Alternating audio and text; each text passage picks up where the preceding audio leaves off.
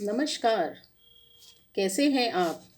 तो चलिए आज एक कुर्सी की आत्मकथा अपने शब्दों में बताने का प्रयास करती हूँ।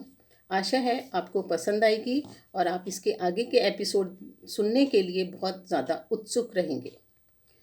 तो मेरा जन्म एक संयुक्त खुशहाल परिवार में एक कुर्सी के रूप में हुआ। परिवार बढ़ता जा रहा था, इसलिए खाट, चारपाई सब कम पड़ते जा रहे थे।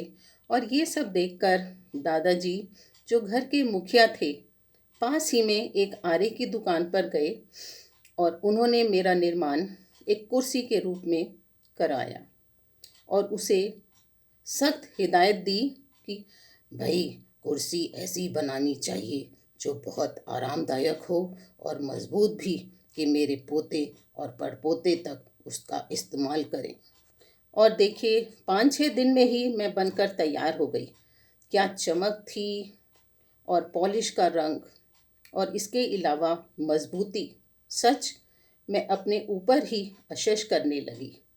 दादाजी जैसे ही कुर्सी घर लाए, अरे वहाँ तो मेरे ऊपर बैठने वालों की लाइन ही लग गई।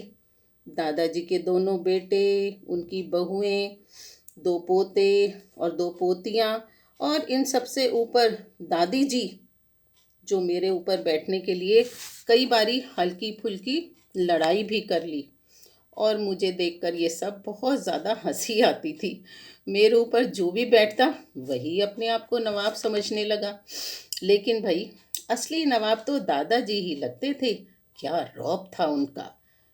उस पर हमेशा कड़क सफ़ेद पजामा कुर्ता और उस पर सुनहरी टोपी, वाह क्या जचते थे। और इसलिए सभी उनका आदर सम्मान करते थे। और भाई, उनके ख्यालात भी बहुत ही अच्छे थे और खाना भी उन्हीं की पसंद का बनता था। इसलिए दादाजी का वज़न दिन पर दिन बढ़ता ही जा रहा था। जब भी दादाजी मेरे पास आते तो मन ही मन कहती, दादाजी प्लीज़ धीरे से बैठिएगा। लेकिन दादाजी धम से बैठते। वहीं दादी जी मेरे ऊपर बैठने से पहले अपने साड़ी के पल्लू से साफ करती और बहुत ही आराम से बैठती। इसलिए वो सच में मेरी फेवरेट थी।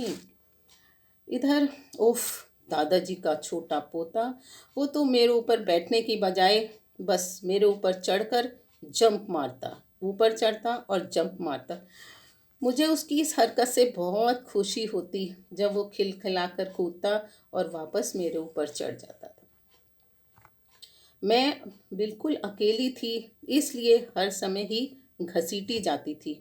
फिर भी मैं अंतर्मन से दादाजी को हमेशा धन्यवाद देती कि वो मुझे एक बहुत ही खुशहाल घर में रहने के लिए लाए हैं। अब मिलते हैं दादाजी के पोते के जन्मदिन पर। तब तक अपना और अपने चाहने वालों का ध्यान रखिए। धन्यवाद।